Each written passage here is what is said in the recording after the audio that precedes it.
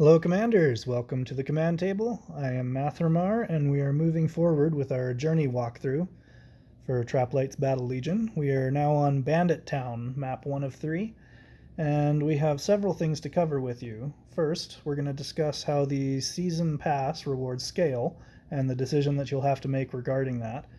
We'll also discuss the Shard and Gold Crunch that you're going to run into at about this stage. So before we get into that though, if you would be so kind as to like, subscribe, and if you want notifications when I drop new videos, hit that notification bell. And if you have any comments, please feel free to leave those below. So what we're going to discuss is how the Season Pass rewards scale. Now you'll notice if you look right here at the 30 and right here at the 30, that when we look at that for a rank, I think this is rank 6 or 7 profile, compare that to my rank 16 profile, 135, 135. So if you're going to buy, or not buy the season pass, but if you're going to progress through the season path, which you're going to have do as you go through this process, you can claim those rewards later and they should be larger. But you have a decision to make. Do you wait to get those shards, or do you get the shards and I think even the gold scales? Do you wait for those things, or do you get them now, which will expedite your process getting through to ranking up? So that's a call you're going to have to make. I just want you to be aware of that as you rank up, so do the rewards from the season pass, just like they do from the wagons and the chests. So that being said, let's bump over to our journey and we will resume where we left off. Now hopefully I'm not going to run into a wall here. We should be able to sail through all of these, but let's go ahead and give it a shot. Okay, we've got a catapult in the back. Let's take our assassins and put them off and on the field again until we get a nice vertical spread. There we go, perfect. Okay, so we're going to put those in the back. We're going to see how that lines up with our catapult. Okay, we're going to budge them up just a smidge. Okay, so now we should have one on the top and one on the bottom of that catapult, and they should split and go to these top archers and bottom archers after that. Okay, then we've got a bunch of shield bearers up front, so we're just going to send everything down this way. Now you have to be careful at this point. You see that green arrow? That means you can upgrade. I'm not going to do that because I need to be cautious with my gold at this stage. I should be fine sailing through this. I want to make sure I save my gold for a crucial moment. Now we don't need the thorn guards. Let's take those off. And we can throw our hammer throwers back in. And what else might be fun? Oh, I did get an untamed beast, but I haven't upgraded him yet just because I can't afford to spend the gold. Okay, so now we have to be careful with that catapult. With all of these units grouped up right here, that catapult has a very good chance of shooting that direction. So what we're going to do is we're going to spread these guys out so that we're not going to have a chance of getting everybody hit all at once. Okay, let's give it a go. Hey, there goes half of the shield bearers. There goes all of the archers in the catapult. Smooth as butter. Moving on. Alright, battle 32. Okay, we want to get rid of that brute. We don't have any assassins coming in the back. We could still use our assassins though. Okay, we could use them to take out those archers. They don't need to be so far back though. Okay, that should have them split and go each way. Now, the hammer throwers, let's just take those off for a minute and see what else we have to work with. Yeah, let's get rid of these archers as well. And we're going to get our thorn guards back because we have a whole lot of wolves, or warhounds. Alright, so if we do this trick, we can keep most of our units safe from the initial rush. We can do the trick where we put the bomb back behind. So we want to make sure that the bomb is back far enough that that brute is going to get his first shot off and then the warhounds should swarm around the shield bearers. Then we should have that bomb run right into the big middle of everything. Let's actually move it a little further back. Let's try that. See how we do. Okay, everything is grouping up nicely, and boom. Bomb cleared up a whole bunch of stuff. Assassins did a fantastic job with that split. Again, that's a very handy trick to know of positioning them by moving them off and on the battlefield. Alright, a lot of stuff hiding in the back. Let's just move the assassins back to give those shield bearers time to move forward, and that should cause the assassins to still split and go after the top and bottom archers. Then we'll go ahead and get our bomb right up front. The archers should totally miss it because it'll be running right forward. Do we have a movement speed? No, we don't even have the slot for it yet. Okay, so we should be fine though. So that'll take out the thorn guards and some of the shield bearers. Then we will probably want to have some more ranged. Or actually, with all that shield bearers, let's go ahead and ditch the thorn guards and get our brute. Oh, no, frost wizard. Frost wizard's a great idea. Let's do that. Okay, so that'll keep all those melee units frozen. The ranged units should be toast. Yep, there we go. Assassin split just perfectly. Oh, that was just, again, surgical precision. Loving it. Again, you don't have to have super high units, you just have to put them in the right place, especially for things like this and skirmish events. When you can see what you're up against, it's very, very easy. Okay, now you'll notice this Stormcaller is up a ways from the back line.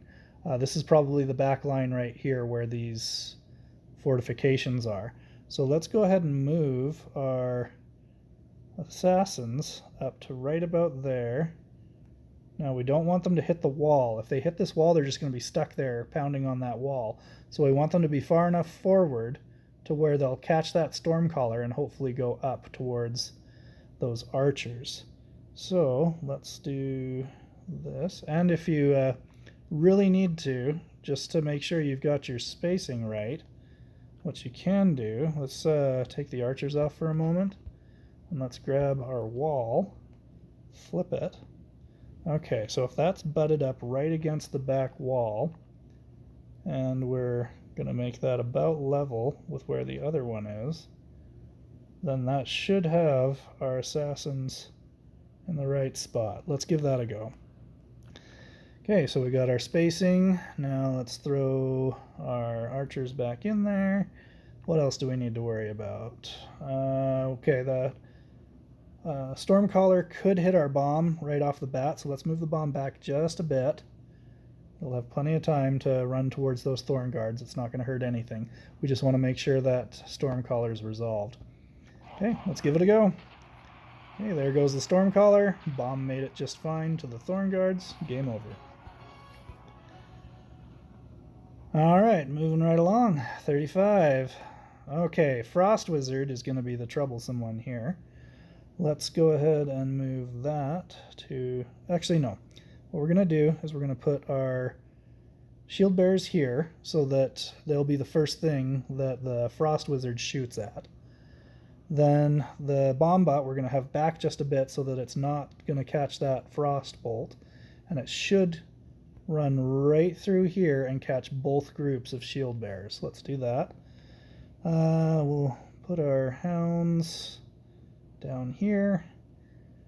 And the, let's see, assassins we want to have right about here to catch that Frost Wizard.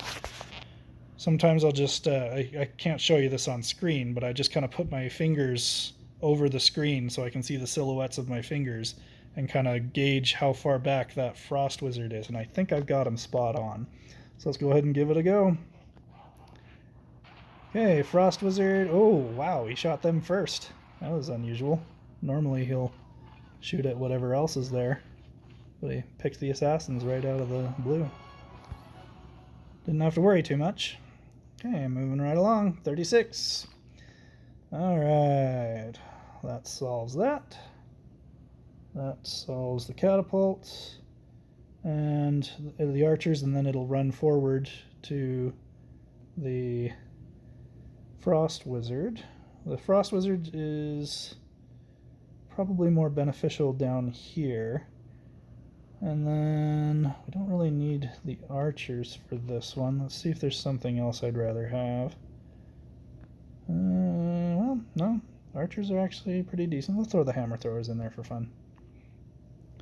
Okay, so hammer throwers should take care of that. Okay, so the biggest threat here is the catapult, and the second biggest threat is the Frost Wizard. We've solved both of those with the assassins. Then this bomb bot takes care of the medium threat, and everything else should just be cleanup. Okay, there goes the catapult. There goes the assassins. Oh, assassins didn't even have time to get to that Frost Wizard. Okay, wow, this is going very well. Alright, now we have assassins in the back. Thorn guards are troublesome, so we'll take care of those. We'll bump our Frost Wizard up top to get the shield bearers. And our assassin, we want to get that Frost Wizard. Then we can put everything else up front there. And let's see, those assassins I haven't resolved yet. So maybe what we'll do is we'll ditch the Frost Wizard entirely and get our Thorn Guards back in here. You can also use things like a bomb bot. You can put it in the back and the assassins will just blow up. You can use a frost trap like we did earlier, and that'll freeze them, which reveals them. You can use mine shrooms, but by the time they run halfway across the map to attack their own people, they come undone. So we're just going to put our Thorn Guards right there. I think we're good. Let's go. Poof. And there goes the assassins. All done. Okay, moving on. 38. Alright, we got a catapult in the back. The assassins will resolve that. We've got Thorn Guards and a Brute in the front. So what we're going to do is try to split the difference and get the most bang for our buck there. Then we'll have the Warhounds running up to meet the Thorn Guards. And we'll have the hammer throwers to resolve whatever's left of the Thorn Guards.